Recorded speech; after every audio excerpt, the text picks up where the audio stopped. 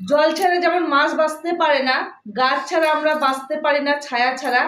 একটা গাছ আমাদেরকে ছায়া দেয়, তেমন মুড়ি খাও মুরগি খাও, ভাত না খেলে যেমন পেট ভরে না, তেমন মা বাবা ছাড়া কেউ আপন হয় না। তাই মা বাবাকে ভালোবাসো আর মা বাবাকে সেবা যত্ন করো। দেখবে তোমার মা বাবার আশীর্বাদে তুমি অনেক বড় উঁচু জায়গায় যাবে, কারণ তুমি উন্নতি করবে। আর মা বাবার যদি চোখের জল পড়ে, সেই অভিশাপটা তোমার হাড়ে হাড়ে লেগে যাবে।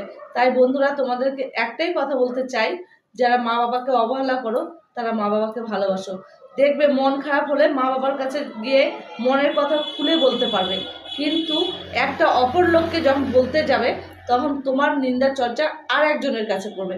তাহলে সেটা কি ঠিক? তাহলে যে গাছ আমাদেরকে ছায়া দেয় সেই গাছকে আমাদেরকে যত্ন করতে হবে। তো ধন্যবাদ বন্ধুরা, তোমাদেরকে জোর হাত করে বলছি, মা বাবাকে ভালোবাসো। আর এর থেকে আর বেশি কিছু বললাম না। মা বাবাকে সেবা যত্ন করো, আশীর্বাদ পাবে। ধন্যবাদ সবাইকে।